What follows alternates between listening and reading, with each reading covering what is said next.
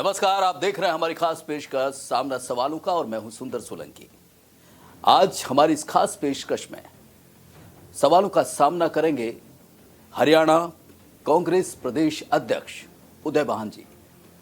उदय भान जी के बारे में भले ही अब ये कहा जाता हो कि उन्हें हुड्डा के करीबी होने का फायदा मिला, इसलिए कमान उन्हें दी गई, लेकिन आपकी जानकारी के लिए बता दें कि इतिहास गवाह है, 4 बार के वो विधायक रहे हैं। 1927 से ब्रिटिश रूल में उनका परिवार एक राजनीतिक विरासत संजोए हुए है।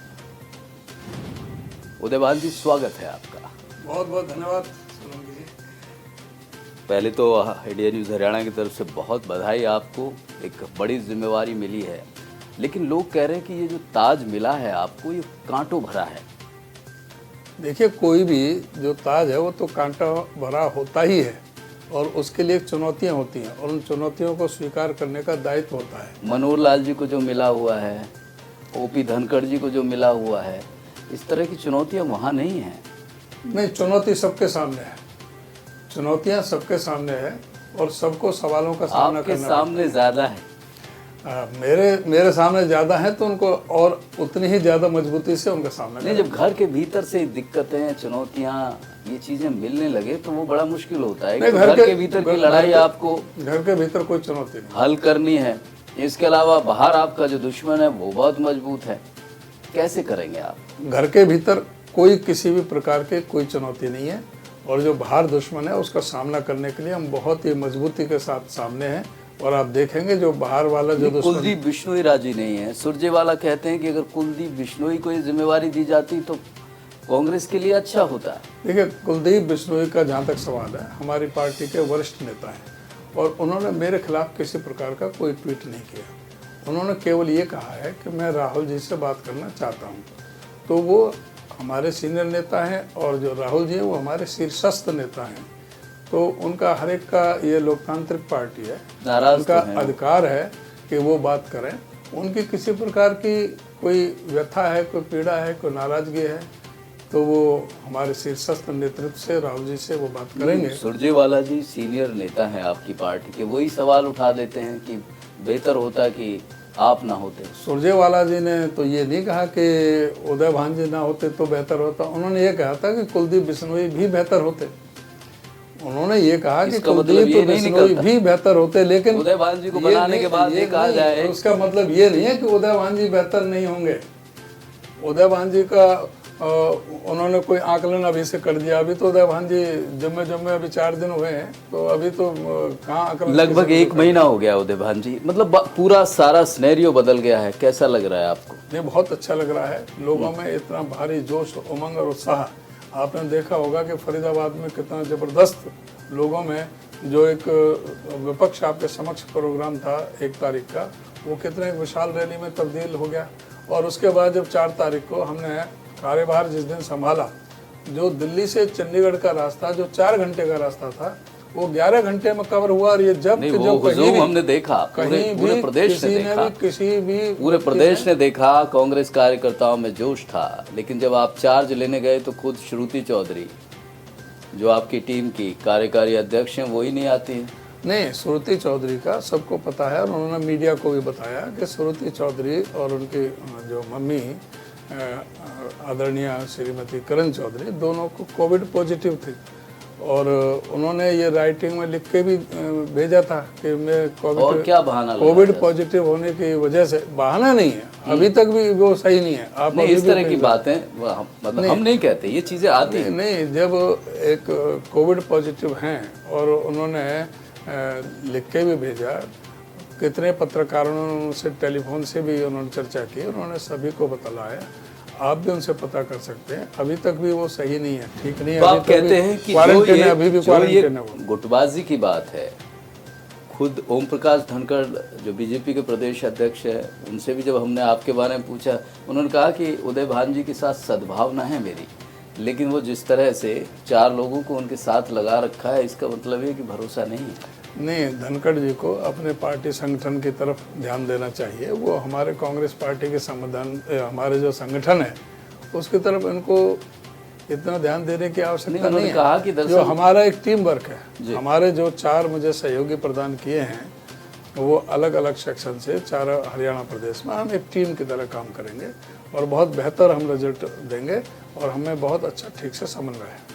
टीम की तरह काम तभी करेंगे ना जब वो टीम की तरह आपको लीडर लेंगे। बिल्कुल बिल्कुल, सारे टीम के लीडर के तौर पे सारे लीडर के तौर पर ले रहे हैं और सब बहुत बढ़िया ठीक ढंग से। अभी वो सारे कार्यभार संभालने के समय भी थे। अभी हमने DROs की मीटिंग की थी हमारे जिला संगठन के लिए, चुनावों के लिए, उसमें भी सभी तीनों के तीनों जो थे, चौथे तो मैंने बताया कि वो अभी कोविड में। उदयभान जी, अभी भी जो मैसेज है वो चाहे आपकी पार्टी के लोगों के लिए है या विपक्ष है, वो मतलब यूँ कहिए कि चाहे वो बीजेपी है या दूसरे दल है, वो जिस तरह का उनका चाहे वो निशाना हो या वो बात कहते हैं आपके बारे में, ये कहते हैं कि हुड्डा साहब के करीबी होने का फ़ायदा मिला है। लोग तो यहाँ तक कहते हैं कि हुड्डा साहब की खड़ाऊ हैं उदयभान जी। देखिए, कौन क्या कहता है इससे मेरे ऊपर कोई फर्क नहीं पड़ता है। जहाँ तक हुड्डा साहब की बात है, हुड्डा साहब हमारे प्रदेश के बहुत ही वरिष्ठ और लोकप्रिय नेता हैं, एक बहुत बड़े जनाधार वाले नेता हैं, इसमें किसी को कोई संदेह नहीं होना चाहिए। जहाँ तक है मेरा, मैं तो हुड्डा जी से पहले भी विधायक बन लिया था। हुड्डा जी तो 91 में मेंबर पार्लियामेंट बने थे, मैं तो 87 में पहली बार विधायक बना। सन 2000 में मैं इंडिपेंडेंट MLA बना, 2005 में मैं कांग्रेस से जीता, 2014 में कांग्रेस से जीता। तो ये कहना, ये तो उनके अपने मन की सोच है। हाँ, हुड्डा जी के कार्यों को जब आप बखान करोगे, देखेंगे तो किस तरह से उन्होंने 9 साल किस तरह से उन्होंने संचालन किया प्रदेश का, किस तरह से हरियाणा प्रदेश को नई ऊंचाइयों पर उन्होंने पहुंचाया। 9 साल का संचालन के बाद भी फिर यकीन बीजेपी पे करती है हरियाणा की जनता। बीजेपी को पूरा बहुमत जहाँ तक बीजेपी का था, बीजेपी को अब कहाँ 2019 में कहाँ बहुमत दिया?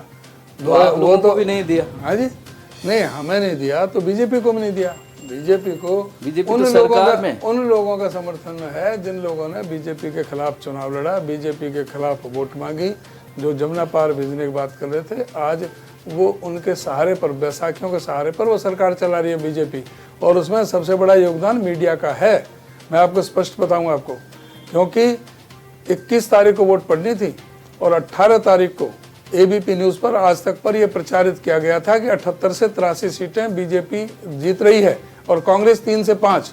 तो जो फ्लोटिंग वोट होती हैं, जो 5-7%, 8%, कहीं 10% भी फ्लोटिंग वोट होती हैं, अगर जो आप उसमें 1-1.5% का भी वोट का अंतर ले लें तो सरकार कांग्रेस के बन रही थी। हमारे 15 जो साथी, आप लोगों वो 5000 से कम वोटों से हम हारे। 5000 तो नहीं पाए, नहीं, प्रसार ये बहुत अच्छी तरह से समझाए, लेकिन एक जो ना वो एक साजिश के तहत पॉलिटिकल एक तो राजनीति में साजिश तो बड़ी चीज नहीं होती, ना नई चीज होती है। वो किया है, वो ठीक है। आज हम विपक्ष में हैं, 31 सीटें फिर भी जीती। जो कहते थे कि 3 से 5 आएंगी, आज भी 31 सीटें हैं और हमारे 15 लोग जो है 5000 से कम मतों से हारे हैं, वो सारे के सारे जीतते। और अब आप देखोगे, अब ये आगे आने वाले समय में सिंगल डिजिट पर रहेंगे बीजेपी सिंगल डिजिट पे क्यों रहेगी?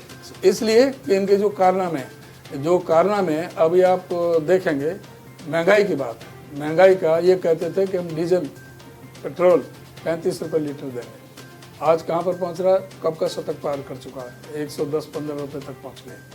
आप ये CNG, PNG, रसोई गैस जो 400 रुपये में मिलता था, आज 1000 रुपये में सिलेंडर मिलता है। आप जो है ना, यूपी, गोवा, उत्तराखंड, ये तो देख ही लिया आपने। नहीं, वो देख लिया, अब आप हरियाणा भी देखेंगे। और इसके अलावा जो हरियाणा में जिस तरह से ये भ्रष्टाचार का हुआ है, खनन घोटाला हुआ है, शराब घोटाला हुआ है, धान घोटाला हुआ है, हमारे वो डाडम में 5 व्यक्ति मारे गए, किस तरह से हुआ। 200 करोड़ का घोटाला नगर निगम फरीदाबाद के अंदर हुआ है। अभी खुद इनके स्पीकर ने भी ये माना है कि निकाय में, इसमें स्थानीय निकाय विभाग में सैकड़ों करोड़ का घोटाला हुआ है सिर्फ एडवर्टाइजमेंट के ऊपर। तो ये खुद जो है घोटालों की सरकार है। आपने देखा होगा कि 22-23 पर्चे जो पिछली बार भी कहा था, वो भी लीक हुए हैं। 22-23 पर्चे कहा था अध्यक्ष जी क्या क्या कहा था ये बताइए? घोटालों की सरकार है, इस तरह के आरोप, लेकिन कांग्रेस तो बहुमत से बहुत दूर रही, ये तो बहुमत के पास आ नहीं, गई, वो 40 सीटें ले ली। कई बार परिस्थितियां कई होती बार हैं। कहाँ, ये- 8 साल ये दूसरी बार हुआ है, लगातार दूसरी बार लेकिन हुआ। अब आप देखोगे कि जो ना बहुत अच्छे बहुमत से कांग्रेस पार्टी कम से कम 2/3 बहुमत से सरकार बनी। नहीं, इस बार ऐसा क्या करेगी कांग्रेस? कांग्रेस पिछली बार भी इस तरह के दावे कांग्रेस हुए थे। इनका चेहरा बिल्कुल बेनकाब करेगी। पिछली बार जिस तरह कमी से- रह गई थी। नहीं, हाँ, जो कमी रहेगी उससे तो सीखना पड़ता है ना, अतीत से। तो कमी रही थी पिछली बार। अतीत से सबक लेकर के आगे के लिए रणनीति बनानी पड़ती है। जो कोई कमी रही तभी तो हम ये उसमें हम सत्ता में नहीं आ पाए। ये जो अच्छी कमी बात है अध्यक्ष जी, आप जो कमी कमी है स्वीकार उसको- कर रहे हैं। हाँ, उनको हम जो कमी रहेगी वो उनको हम दूर करेंगे। अब देखिए ना, बिजली का क्या हाहाकार मचा हुआ है। 4 प्लांट हुड्डा जी ने लगाए थे। 1320 मेगावाट का झाड़ली लगाया था।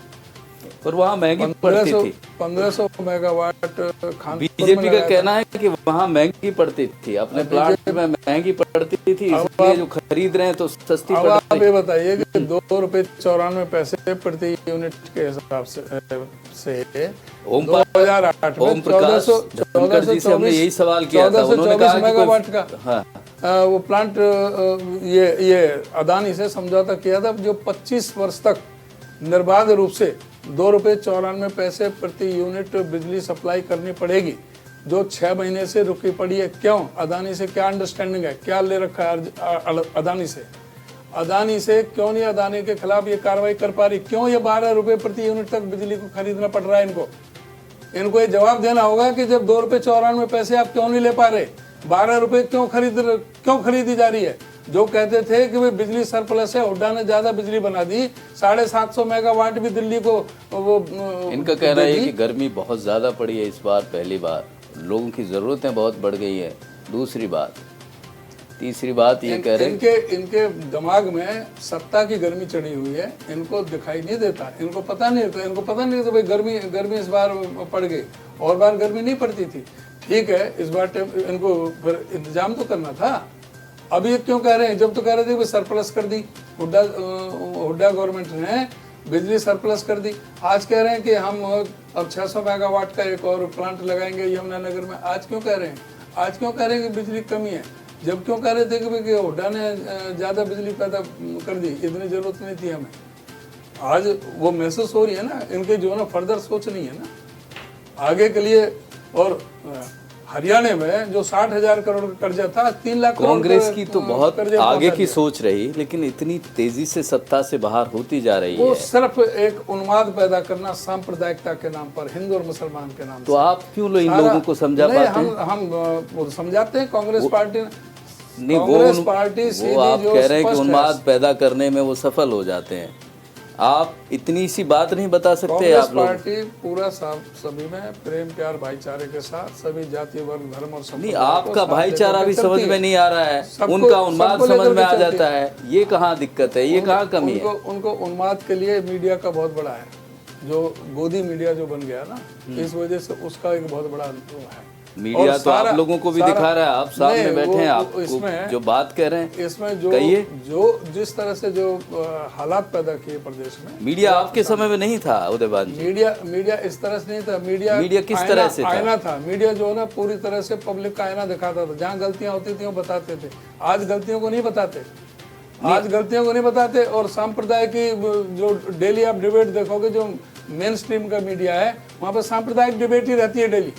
लोगों का उनका दिमाग बदलने के आप लिए। चीजों को नहीं समझा पाते हैं तो इसमें मीडिया का दोष है। नहीं, वो ये जो आज जो जरूरत है, आप देखिए ना, महंगाई पर चर्चा नहीं आप करते, देखिए बेरोजगारी ना, पर चर्चा नहीं करते, आप कोविड की जो देखिए ना, समस्या है उस पर आप चर्चा नहीं सेंटर करते। से चले जाते हैं, स्टेट से चले जाते हैं, सब जगह मीडिया, फिर तो मीडिया ही हो गया, फिर तो चुनाव जो जिता रहा है। मीडिया का एक बहुत बड़ा रोल, और मीडिया भी कुछ मीडिया को भी डरा रखा है पेगासस जैसे ला करके, चाहे वो विपक्ष का हो, चाहे वो जो अच्छे जो मीडिया पर्सन है उनके ऊपर भी अंकुश लगाने के लिए अपना ये कोई चीजें नहीं बख्शा। कांग्रेस के दौर में इलेक्शन भी कमीशन होती और सभी ने, ये चीजें पार्टी ने कांग्रेस के कभी दौर ऐसा में नहीं भी किया। होती थी। ऐसा कभी फोन नहीं किया। टेपिंग, ये सारी चीजें कांग्रेस के टाइम में भी नहीं, होते हैं। कभी इस तरह से नहीं हुआ, बहुत कोई सारी नहीं हुआ। चीजें।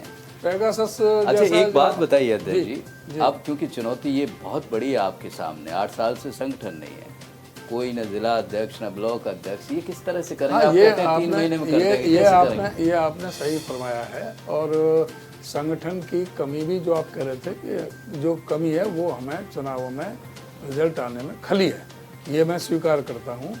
और अब जो कमी जो थी वो अब बहुत जल्दी हम पूरा कर रहे हैं। और 3 महीने के अंदर अंदर, अभी आपने देखा होगा, अभी हमने DROs की 7 तारीख को मीटिंग ली चंडीगढ़ में, DROs को भेज दिया जिलों में गए।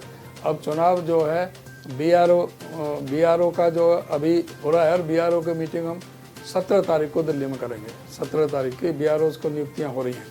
और जो BRO हैं वो बूथ लेवल से और ब्लॉक के वो चुनाव कराएंगे। उसके बाद में डिस्ट्रिक्ट के चुनाव होंगे, और उसके बाद में प्रदेश के जो है सभी जो तो ये संगठन आसानी से बन जाएगा सबको साथ लेकर? बिल्कुल सबको साथ लेकर के आप देखो। आप देखिएगा फिर 3 महीने बाद में आप कहोगे, आप बधाई दोगे, आपने संगठन बहुत जल्दी खड़ा कर। चलिए, हमारी ढेरों बधाई है आपको। बहुत धन्यवाद। लेकिन ये एक बात आपको, जिस तरह से अब क्योंकि सरपंच, ये जो पंचायत के चुनाव हैं, नगर निकाय के चुनाव हैं, इनको लेके क्या स्ट्रेटेजी है? और दूसरी बात ये है कि आप क्या ये जो नगर निकाय चुनाव हैं, ये इस पे सिंबल पे लड़ेगी कांग्रेस? जहाँ तक पंचायत के चुनावों का है, सरपंच, ब्लॉक समिति, जिला परिषद, कभी कांग्रेस पार्टी सिंबल पर नहीं लड़ी। और नगर निगम, नगर परिषद और नगर पालिका, नगर निगम का चुनाव हम सिंबल पर लड़ेंगे। नगर निगम का चुनाव, जब यही बात कुमारी शैलजा या अशोक पूरी तंवर तो कहते बात थे हो ना, पूरी बात तो हुई नहीं अभी। नगर निगम का चुनाव हम सिंबल पर लड़ेंगे, और नगर पालिका और नगर परिषद, इसके चुनाव हम सिंबल पर नहीं लड़ेंगे। इसके बारे में अभी हमारे जो वरिष्ठ नेतागण हैं उनके साथ विचार मंथन होगा। उसके बारे में अभी डिसीजन कोई हुआ नहीं। फिर ये क्या हुआ अचानक उदयभान जी, कैसे बदलाव हुआ? जब यही बात अशोक तंवर जी कहते हैं या कुमारी शैलजा कहती हैं, तब हुड्डा साहब को दिक्कत होती है? नहीं, ये तो आपको पता होगा, मुझे तो नहीं पता कि हुड्डा साहब ने कभी दिक्कत दी है। नहीं, उस तो नहीं, वो तो अभी भी, अब मैंने कहा आपको कि हम इसमें विचार विमर्श करेंगे जो नगर पालिका, नगर परिषद के बारे में। तो अब आप ये कहने लगो कि भाई कोई दूसरा, अभी तो अभी विचार करने की बात हुई है, तो उसमें कभी कोई डिसीजन नहीं हुआ। और जो डिसीजन हुआ वो नगर निगम के लिए हुआ। नगर निगम हुआ है पार्टी सिंबल पर, वो हमारा भी फैसला है। नगर निगम के चुनाव पार्टी सिंबल पर लड़ेंगे, और जो नगर परिषद और नगर पालिका का अभी हम फैसला लेंगे। मैं ओम प्रकाश धनखड़ का जिक्र फिर दोबारा इसलिए करना चाहूँगा क्योंकि उन्होंने क्या कहा कि ये जो कांग्रेस है अनुसूचित जाति से जुड़े लोगों का सम्मान नहीं करती है, चाहे कुमारी शैलजा हो, चाहे अशोक तंवर हो। जिस तरह से उन्हें निकाला गया या हटाया गया, वो एग्जाम्पल है। ये कहते हैं कि अनुसूचित जाति का सम्मान नहीं करते। ये कितना सम्मान करते हैं? इन्होंने कितने अनुसूचित जाति के प्रदेश अध्यक्ष बनाए? एक रतनलाल कटारिया बनाया था, वो भी थोड़े दिन के लिए, वो भी जब नहीं, उन्हें तो केंद्र में मंत्री बनाया गया। कैसी बात कर रहे हैं आप? लगातार सांसद रहे, चौथी बार वो रहे जब उसके बाद नंबर आया उसका। और कुछ ऐसे भी जो पहली बार ले लिए गए थे, जैसे कृष्ण पाल को लिया गया जी, वो एक अलग मैटर है। जहाँ तक अनुसूचित जाति की बात है, आप इनसे पूछें कि कांग्रेस अनदेखी करती है उनका? नहीं, सीधा अनदेखी मैं बता रहा हूँ ना कैसे ये अनदेखी करते हैं। हुड्डा जी ने SC कमीशन बनाया था हरियाणा प्रदेश के अंदर। इन्होंने अपना 2014 के जो चुनाव घोषणा पत्र के पृष्ठ 13 है, ये स्पष्ट इन्होंने कहा था कि हम इस SC कमीशन को और संवैधानिक अधिकार प्रदान करते हुए इसको और मजबूती प्रदान करेंगे। लेकिन जब समाया सरकार बनी तो पहला इनका प्रस्ताव कैबिनेट में SC कमीशन को भंग करने का हुआ, जो 8 वर्ष से भंग है। 8 वर्ष से SC कमीशन का इन्होंने बनाया नहीं। इसी तरह से इन्होंने कहा था कि जो 3,92,000 प्लॉट जो हुड्डा सरकार ने गरीबों को दिए थे, दलितों को दिए थे, उनके लिए कहा था जो वंचित रह गए उनको हम देंगे, और शहरों में भी हम ज़मीन खरीद करके उनको फ्लैट बना करके देंगे। लेकिन जब इनका आया तो 1 इंच भी किसी को भी, किसी गरीब को, दलित को, किसी को भी कोई प्लाट देने की बात छोड़ो, जिनको कब्जे नहीं मिल पाए उनको ये कब्जे भी इन्होंने नहीं दिलाए। हुड्डा जी के टाइम में MBBS के दाखिले में दलित को, गरीब आदमी को 42,000 रुपये प्रति वर्ष की फीस थी। जो इन्होंने 42,000 से बढ़ा करके बड़ी बेरहमी से, बेदर्दी से 10 लाख रुपए प्रतिवर्ष कर दी। जो 50 लाख रुपए खर्च करके कोई दलित का बेटा, गरीब का बेटा, कोई डॉक्टर क्या बन सकता है? तो ये एकदम दलित विरोधी ये सरकार है। कहीं कोई बैकलॉग पूर्ण नहीं हुआ। इन्होंने आउटसोर्सिंग से भर्ती शुरू कर दी, जहाँ पर कोई किसी तरह की रिजर्वेशन पॉलिसी नहीं है। आज आउटसोर्सिंग में देखा इन्होंने लाखों लोगों को लगा रखा है, उनमें कहीं भी कोई दलित को कहीं कोई रिप्रेजेंटेशन नहीं है। मुश्किल से 2% 3% रिजर्वेशन होगा सारा, जो मुश्किल से।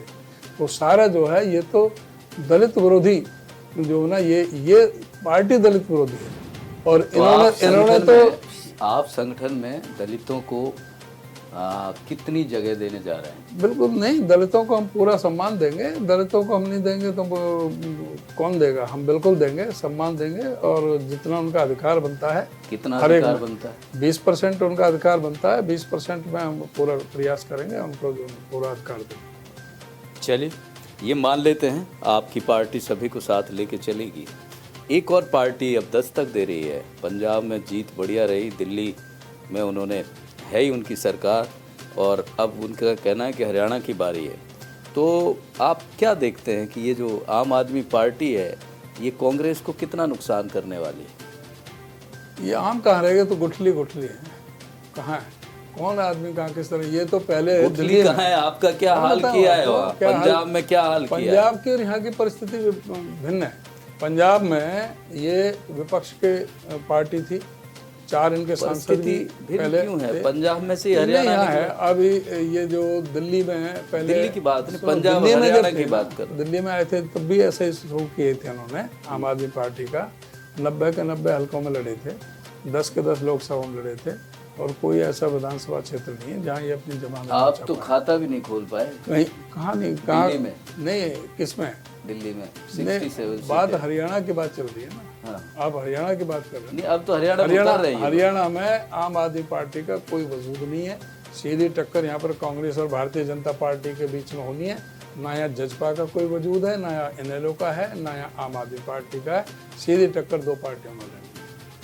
टक्कर बीजेपी से, बीजेपी और कांग्रेस की रहनी। आम आदमी का कोई वजूद कोई वजूद नहीं। एक भी विधानसभा सीट ऐसी नहीं जहाँ इनकी जमानत बची। आप देखिए ना, जो सिलसिला शुरू हो गया है लोगों का कारवा जुड़ने का, लोगों का शामिल होने का। इसके अलावा जो वोटर, आप मानते नहीं कि जो वोटर कन्फ्यूज़न में होता है, जो स्विंग कर सकता है, वो कहीं ना कहीं आम आदमी को, मेवात में, आप अपने पड़ोस में देख लीजिए, बड़ा उत्साह है आम आदमी पार्टी को लेके। अब आप देखो, मेवात में जमानत जब्त होनी है, कहीं भी कोई ना, ये 1000 वोट नहीं मिलने। आप मेवात की बात कर रहे हो, कहाँ से उत्साह आ गया? कहीं भी कहीं कोई सौदा नहीं है। आप मानते नहीं कि ये वजह है कि जिस तरह से आम आदमी पार्टी मुद्दों को उठाती है, चाहे वो एजुकेशन की बात करें, चाहे सरकार के खिलाफ जो भी रणनीति वो बना रही है, जिस तरह से लोगों को बता रही है, कांग्रेस कहीं पीछे है। आम आदमी का जिक्र इसलिए हम कर रहे हैं, वरना आज से 2 साल पहले, 3 साल पहले तो हमने पूछ नहीं लिया। नहीं, है ही नहीं यहाँ पर आम आदमी पार्टी का कोई भी अस्तित्व तो नहीं रहना हरियाणा। कहीं हल्के में लेके दिक्कत हो जाए? बिल्कुल कोई हल्के में नहीं ले रहे। हमारा सीधा सा है, कांग्रेस और बीजेपी, इन दोनों का ही सीधा टकराव रहना है, और इनका कहीं भी कोई वजूद नहीं। अच्छा, एक बात और अपने दर्शकों को बता दें, ये एक बड़ा एक इस तरह की कहावत रही थी, आया राम गया राम की राजनीति हरियाणा में, और पूरे देश में मशहूर हुई थी। ये जो गया राम शब्द था, दरअसल अध्यक्ष जी के जो फादर साहब थे गयालाल, उस दौर में वो विधायक थे। बहुत सारी बातें कही जाती हैं कि उन्होंने एक ही दिन में कई सारी पार्टियां बदल दी। ये वाकया क्या था अध्यक्ष जी? नहीं, इसमें आप बताएं कि भाई एक दिन में कौन सी पार्टी, किस पार्टी ने बदला, कौन सी पार्टी बदली थी? जहाँ तक सवाल है, मेरे पिताश्री स्वर्गीय चौधरी गयालाल जी 1967 में इंडिपेंडेंट निर्दलीय विधायक बने थे। पंडित भगवत दयाल शर्मा जी ने उनकी टिकट कटवाई थी। उनको जब ऑफिशियल कैंडिडेट बनाया तो पिताजी ने कहा कि मैं कांग्रेस को समर्थन नहीं दूंगा। चौधरी चांदराम जी आए, उन्होंने कहा कि आप मुझे समर्थन दे दो, मैं मुख्यमंत्री बन सकता हूँ। तो पिताजी ने चौधरी चांदराम जी को समर्थन दिया। रेडियो पर आगे के भी चौधरी गयालाल ने कांग्रेस पार्टी ज्वाइन कर ली। लेकिन वहाँ पर जब दोबारा जो डिसीजन हुआ, फिर पंडित भगवत दयाल शर्मा का हो गया। तो पिताजी ने कह दिया कि मैं भगवत दयाल शर्मा के साथ नहीं जाऊंगा। उन्होंने अपनी सपोर्ट विड्रॉ कर ली। इसके अलावा ना कोई पार्टी ज्वाइन करे, ना कुछ इंडिपेंडेंट थे। कांग्रेस को समर्थन दिया था, वो विड्रॉ कर लिया। हीरानंद आर्य उस समय 7 बार एक दिन में दल बदला था, जिनके बारे में कोई जिक्र नहीं करता कोई मीडिया पर्सन, उनके बारे में कोई जिक्र नहीं किया। तो उस समय जब लोकसभा में सेशन चल रहा था, उस समय के गृह मंत्री उमाशंकर दीक्षित थे। जब हरियाणा की चल रही थी, क्यों एक के ऊपर निर्भर थी, राव वीरेंद्र सिंह की और उनकी पंडित भगवत दयाल शर्मा की, तब उन्होंने ये आयाराम गयाराम की टिप्पणी की थी। पिताजी का नाम गयालाल था, वो नाम राशि के ऊपर उनके ऊपर पड़ गई। उन्होंने कोई दल नहीं बदला, इंडिपेंडेंट जीते थे, कांग्रेस को समर्थन दिया था, जो विड्रॉ कर लिया बस। और इसके अलावा और किसी तरह का कोई वो नहीं। और जो दिन में कई बार बदलते हैं, उनके बारे में कोई जिक्र नहीं करता। आज 55 साल हो गए उन बातों को। चलिए, आज आपने बता दिया, पूरे हरियाणा प्रदेश को बता दिया है कि ये कहानी दरअसल थी क्या। दल बदल का जब भी जिक्र होता है तो गयालाल जी के नाम से होता है। ये अमूमन इस तरह की इंडिपेंडेंट जीते थे। फिर उसके बाद 72 में चुनाव हुआ था, तब भी इंडिपेंडेंट 900 वोटों से मात्र हारे थे। फिर चौधरी चांदराम जनता पार्टी के अध्यक्ष बने। तो चौधरी चांदराम ने जब गुड़गांव, जब ज्वाइंट जिला था हमारा, गुड़गांव, फरीदाबाद, पलवल, मेवात एक ही जिला होता था, जनता पार्टी को पिताजी का अध्यक्ष बनाया था। फिर पिताजी को जनता पार्टी की टिकट दी थी 77 में। 72 तो ये चांदराम जी थे जिन्होंने 7 बार दल बदला? नहीं, हीरानंद आर्य थे वो। ये एक बड़ा तथ्य है लगातार, क्योंकि अध्यक्ष जी का दावा ये है कि ये स्थिति दरअसल उनके पिताजी को लेकर कही जाती है, वो स्थिति नहीं थी। अध्यक्ष जी, एक सवाल और है, बहुत सारे, क्योंकि ये आरोप भी अभी लगा है हाल ही में। आज अनिल विज गृह मंत्री हैं प्रदेश के, उन्होंने आदेश भी दिए कि 200 एकड़ के करीब ज़मीन है, उस पर आपकी इन्वॉल्वमेंट की वजह से उसे हथियाने की कोशिश की जा रही है। मैं तो ये कहना चाहूँगा कि ये 8 साल से सत्ता में हैं और मैंने 200 एकड़ ज़मीन कब्जे कर रखी है। ये क्या खाक छानने थे? काहे के गृह मंत्री थे? जब मैं ये 8 साल से गृह मंत्री हैं, इनकी सरकार है, और मैं 200 एकड़ पे कब्जा करे बैठा हूँ, इनको बिल्ली ने चूड़ी पहन रखी है। इन्होंने अब तक क्यों नहीं ये किया? उदय भान के पास पूरे हिंदुस्तान में 1 एकड़ भी ज़मीन नहीं है, पूरे हिंदुस्तान में। और ये सब मेरी छवि खराब करने के लिए इनका ये षड्यंत्र है कि मेरी छवि खराब की जाए, क्योंकि ये इनको हजम नहीं हो रहा मेरा प्रदेश अध्यक्ष बनना। और जिस भी व्यक्ति ने कहा, मैं तो पता कर रहा हूँ अभी, उसके खिलाफ मैं मानहानि का मुकदमा दायर करने जा रहा हूँ अपने वकील से बात करके, कि जिसने भी ये आरोप लगाया है ये बिल्कुल झूठा, मनगढ़ंत है, इसका कोई तथ्यों से एकदम विपरीत है। मेरा कहीं भी पूरे हिंदुस्तान में कहीं भी ना कोई कब्जा किसी 1 इंच पर है, ना मेरे पास कोई 1 एकड़ जमीन है पूरे हिंदुस्तान के अंदर। बहुत बेबाकी, बहुत स्पष्टता और मजबूती से सभी सवालों का जवाब दिया उदयभान जी ने। बेहद शुक्रिया सर, आपको शुभकामनाएं भविष्य के लिए। फिलहाल इस खास पेशकश में इतना ही। अगले हफ्ते फिर मुलाकात होगी, तब तक के लिए नमस्कार।